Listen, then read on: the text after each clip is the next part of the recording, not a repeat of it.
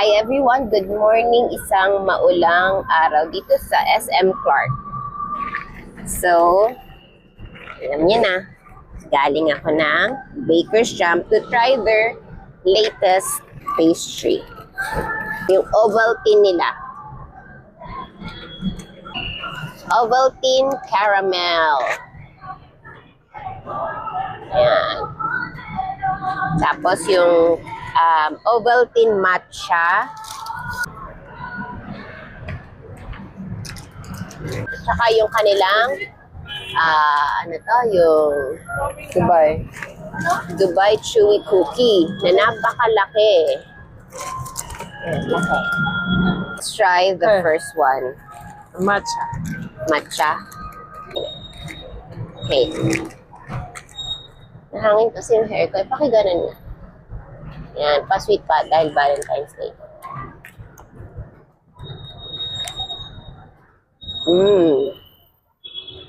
Matcha ba? Hindi ko pa nakulot. Nasa loob eh. Ayun. Ayun pala. Tatry ko muna kasi hindi ko nakagat yun eh.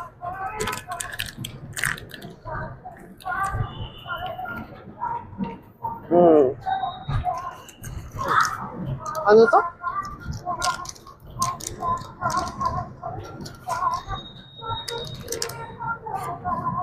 So, lasang-lasa niya yung Ovaltine. Ano siya, parang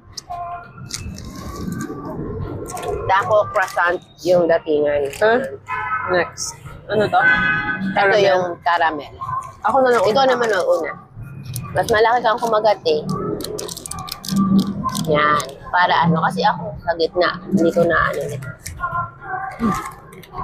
Okay. Ano natin.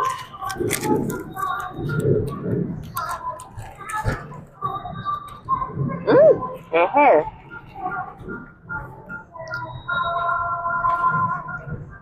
Well, same naman siya lasa. Pero hindi ko maano yung caramel.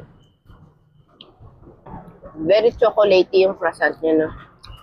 Kasi Ovaltine nga eh. Ovaltine. Hop. Siguro pareho kasi, syempre Ovaltine nga sila, pareho nalalasahan. Pero sa caramel, parang hindi ko masyadong nalasa yung caramel. Pero Nawala naman yung parang wala akong na anong caramel. Pero yung matcha may green. Pero ano pa rin talaga, sobrang dominant pa rin yung Ovaltine. If I'm gonna rate it, 8 siguro, 8. 9. 9 ka. Siguro kasi mahilig ka sa chocolate eh.